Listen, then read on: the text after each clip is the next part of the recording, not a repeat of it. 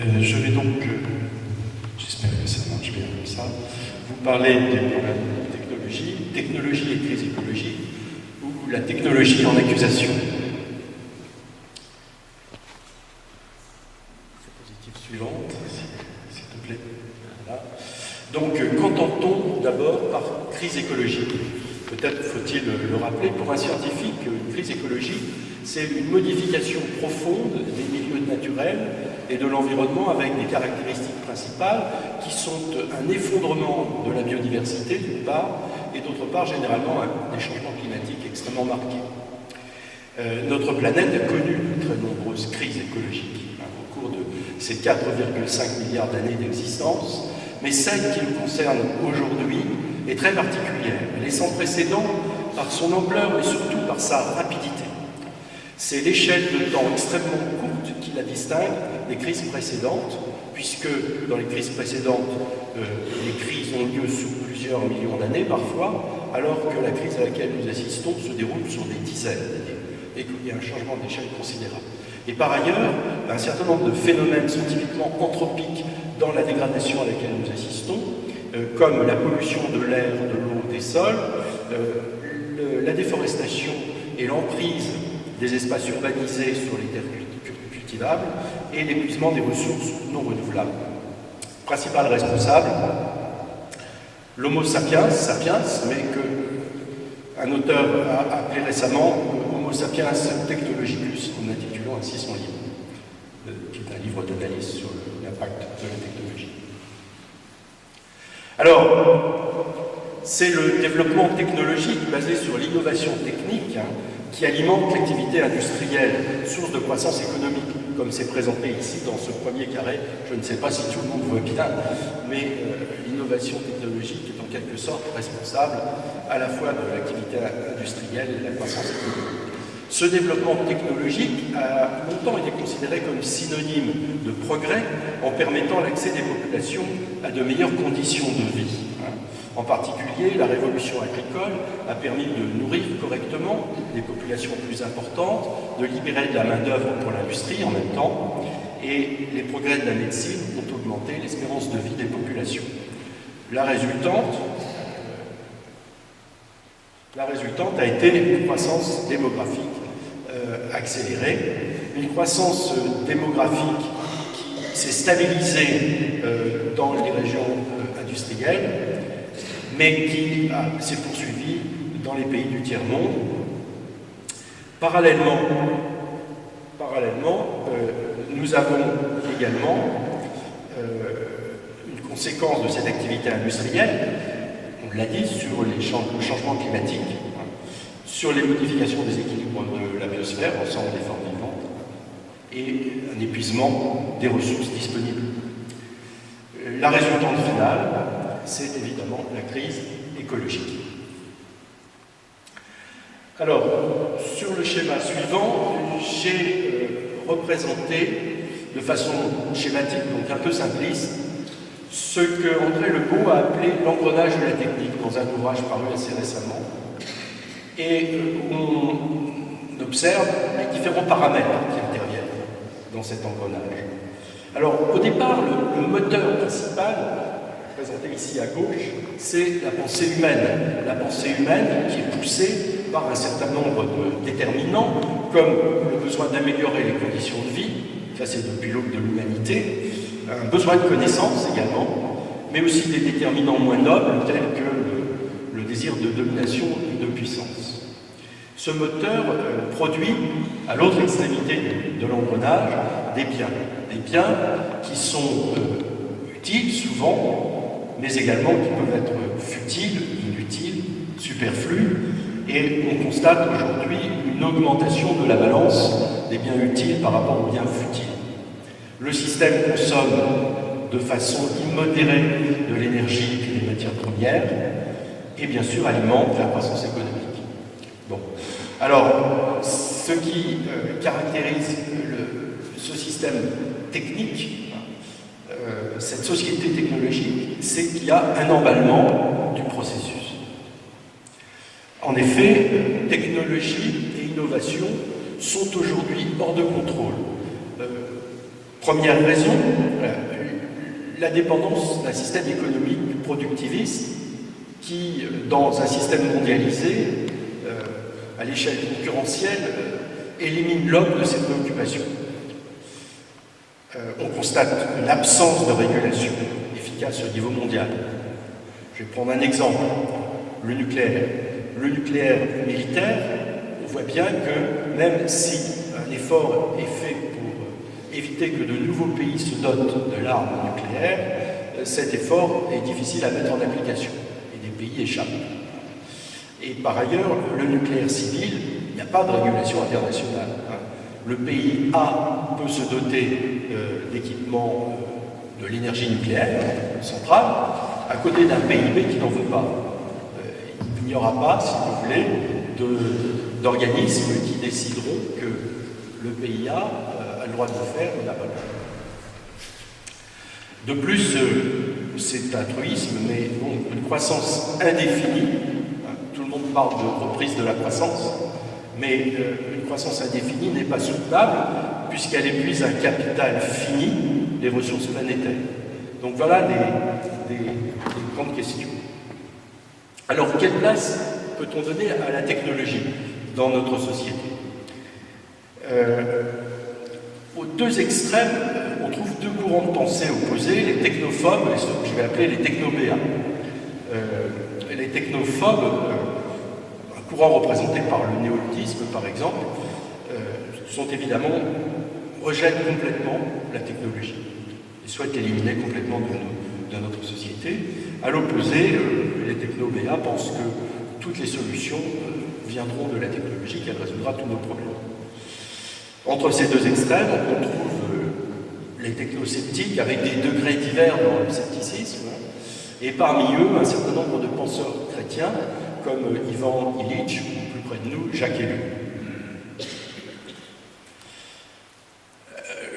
Le problème, c'est que le discernement sur les choix technologiques est difficile, car de nombreuses technologies sont ambivalentes, c'est-à-dire qu'elles présentent de bons côtés et de mauvais côtés. Je vais prendre un exemple, les technologies de l'information et de la communication éthique. Bon, c'est un formidable moyen de communiquer et de s'instruire. Et le net est un réseau qui permet de s'informer, de rencontrer les gens, d'alerter l'opinion, mais aussi de bypasser la démocratie, parce que c'est un bien ou un mal, de surveiller et d'espionner, on l'a vu récemment, et de promouvoir le terrorisme. Donc, vous voyez que l'éthique, pour faire un mauvais jeu de mots, et l'éthique, c'est un véritable problème. Alors, les connaissances scientifiques elles-mêmes et les technologies évoluent de façon interdépendante, ce que Michel Pech appelle une coévolution. En effet, la technologie a besoin de la science pour que de nouvelles technologies voient le jour, et la science a besoin aujourd'hui, mais toujours, de la technologie pour progresser. La lunette de Galilée, pour prendre une technologie ancienne, a permis de comprendre le fonctionnement du système solaire, mais elle avait bénéficié des opticiens de l'époque qui étaient des scientifiques pour sa construction. Et qu'il y a un cercle vertueux entre les deux, et que si on arrête la technologie, on perd de la science. C'est encore plus vrai pour toutes les technologies de pointe qui sont développées aujourd'hui dans le domaine médical, dans le domaine de la physique, etc. La maintenance ou l'abandon des systèmes à haute technologie ajoutée nécessite aussi le maintien d'un savoir-faire technologique. Le démantèlement d'une centrale nucléaire va exiger des technologies qui ne sont pas d'ailleurs toutes encore maîtrisées. Et on ne peut donc réduire l'emprise technologique sans technologie. Un exemple, la production d'énergie. Aujourd'hui, les énergies fossiles consommées dans le monde représentent à peu près 80% des énergies consommées. Seulement 6% pour l'énergie nucléaire au niveau mondial et 14% pour les énergies renouvelables. L'innovation technologique peut permettre d'améliorer l'efficacité énergétique. Elle peut peut-être aussi imaginer de nouvelles sources d'énergie mais dans ce domaine, on peut être extrêmement perplexe. L'énergie nucléaire, qui a été considérée comme la principale alternative aux énergies fossiles, tout au moins en France par exemple, dans un certain nombre de pays, est elle-même tributaire sous sa forme actuelle, l'énergie qui utilise la technologie fissile, les réacteurs actuels, de l'alimentation en uranium. Il en reste pour une centaine d'années à peu près d'uranium. Les surgénérateurs qui permettraient de recycler les combustibles et donc d'augmenter la durée de vie des ressources de quelques centaines d'années, et pour le moment au point mort. On a abandonné Superphénix, et puis les surgénérateurs sont des technologies très sophistiquées qui font planer aussi un doute sur la fiabilité à long terme. Quant à la fusion, qui donne lieu à un grand programme de recherche ITER, l'espérance de voir un jour peut-être cette technologie fonctionner, c'est une technologie extrêmement sophistiquée, et d'au moins 150 ans, si ça fonctionne un jour. Les énergies renouvelables, hydrauliques, éolien, solaire, thermique ou photovoltaïque, connaissent des progrès technologiques qui améliorent les performances, mais néanmoins restent extrêmement tributaires d'une énergie qui n'est pas stockable, l'énergie électrique. Alors on peut envisager aussi de rationaliser des technologies anciennes, rendues plus performantes, biogaz, géothermie, etc. Mais les espérances sont limitées. L'ADEME a fait des calculs récemment pour la France, sur la base d'une politique vertueuse réaliste en matière d'économie d'énergie et de modernisation d'un certain nombre de l'habitat, d'une part, des systèmes de transport, des systèmes de chauffage, etc. Et en mettant en place, ce qui est déjà en train de se faire, ce type d'amélioration, on pense qu'on pourrait passer de la consommation actuelle, qui est de l'ordre de 153 millions de tonnes d'équivalent pétrole par an, à 121 millions de tonnes d'équivalent pétrole par an en 2030. Donc vous voyez, une réduction sensible de 153 à 121 quand même. Est-ce que ça sera suffisant? C'est un autre problème pour nos besoins.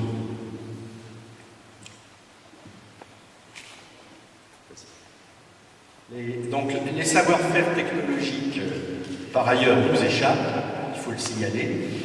On a besoin de certaines technologies, mais c'est d'abord la production industrielle qui s'est délocalisée, et puis maintenant, le must sur lequel on comptait pour alimenter notre société, les technologies high-tech, se développent aussi en Asie, parce que là-bas aussi, il y a des cerveaux, des compétences, de plus en plus. En Inde, en Chine, par exemple. De plus, dans nos pays, il y a une perte d'attrait des élites nationales pour les carrières scientifiques. Peut-être parce que les études scientifiques sont difficiles, mais aussi parce que les salaires pour les scientifiques sont moins élevés que dans le commerce, dans l'économie, etc. Dans la banque, dans la finance. Et puis aussi, la science bénéficie dans certaines branches d'images négatives. C'est le cas par exemple de la chimie. Il y a de moins en moins d'étudiants pour faire de la chimie. Donc fuite des cerveaux aussi également, c'est mineur par rapport aux autres problèmes. Et où doit-on placer? Tout ça c'est des questions, le curseur des choix technologiques. Eh bien, alors que les nécessaires changements de mode de vie qu'il faudrait entreprendre ont besoin d'innovation d'ordre technologique, il faut en même temps permettre au plus grand nombre de s'affranchir des servitudes de la condition naturelle. Quand je dis au plus grand nombre, c'est-à-dire pas seulement aux régions occidentales industrialisées, alors que l'abus des technologies détruit le milieu de vie. On peut se demander si le typhon récent n'est pas d'une puissance exagérée en raison du réchauffement climatique. D'autres questions, comment poursuivre une exploration scientifique qui doit porter certaines espérances et qui répond à une spécificité humaine, la recherche de nouvelles connaissances? Est-ce qu'il faut, par exemple, abandonner les recherches dans des domaines qui ne paraissent pas directement ou immédiatement indispensables? La nature de la matière fine, la nature fine de la matière, qui est explorée par exemple au CERN, ou explorer l'univers pour le mieux le connaître, c'est des recherches qui n'auront pas d'application immédiate, qui ont un coût élevé. Ceci étant, 2 jours de guerre américaine en Irak, c'est l'équivalent d'une année de crédit du CERN. On le voit bien, il n'y a pas de réponse radicale à ces questions, mais il faut bien maîtriser le caractère incontrôlé de l'engrenage technologique. Alors, quelle piste d'action?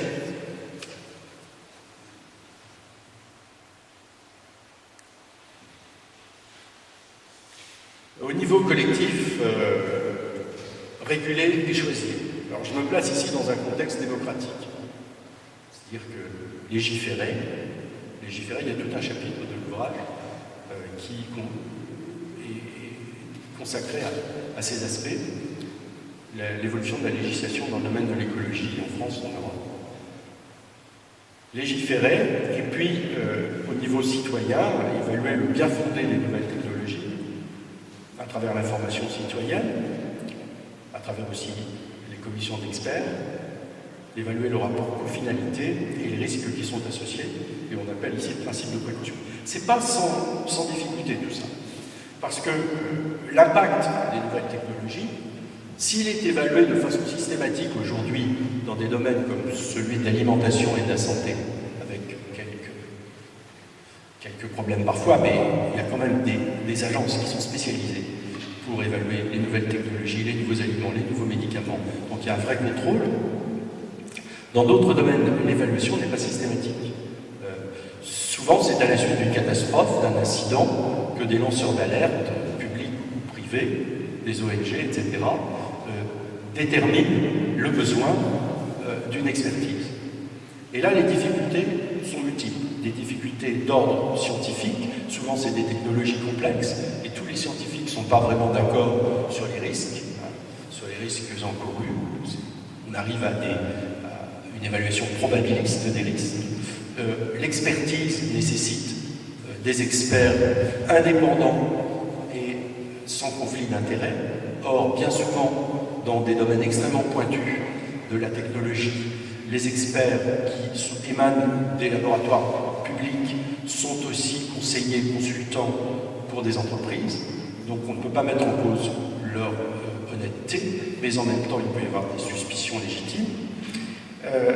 Au niveau économique, les enjeux financiers liés à la technologie seront des éléments déterminants dans la décision de mettre en œuvre ou de ne pas mettre en œuvre une technologie. Un médicament qui est bon pour l'Afrique, mais on sait que personne ne peut payer, sera souvent moins bien perçu qu'un médicament destiné à un très petit nombre d'individus dans des pays qui sont solvables.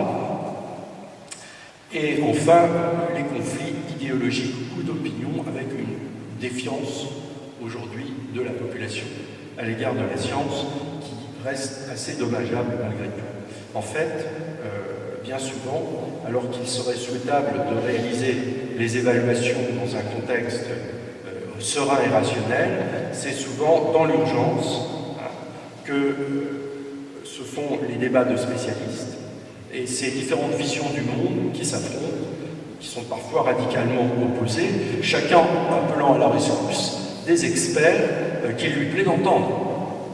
Le jeu consiste alors à discréditer l'adversaire, en arguant que ces experts sont vénaux ou sous influence, et au-delà du souci de bien commun et de l'établissement d'une forme de vérité objective, la crise écologique va constituer pour beaucoup une occasion de bousculer l'ordre établi dans un sens plus favorable à leurs idées. L'écologie est alors considérée par les uns comme un outil dialectique progressiste, puisqu'elle aide à faire bouger les choses, et par les autres comme un frein dangereux, parce qu'ils appellent le progrès. Vous voyez que les problèmes sont compliqués. Alors en conclusion, pour ce chapitre sur la technologie, j'ai repris ici la conclusion qui existe dans le livre, je vais vous la lire. En tant que chrétiens, nous ne pouvons diaboliser la capacité qu'a l'espèce humaine, unique parmi les êtres vivants, d'analyser, comprendre et transformer ce monde, le monde, au seul prétexte qu'elle aurait permis le développement de certaines technologies destructrices. Si nous croyons que nous avons été créés par Dieu, alors ce n'est pas la technologie elle-même qui est mauvaise, car elle est le fruit d'un don, mais bien l'usage que l'on en fait et les pouvoirs excessifs qu'on lui attribue. À ce titre, il semble bien que nous soyons, pour certains au moins, devenus les idolâtres d'une technologie érigée en veau d'or, dont les zélateurs, qui sont aussi les marchands du temple, laissent entendre que ses promesses sont illimitées.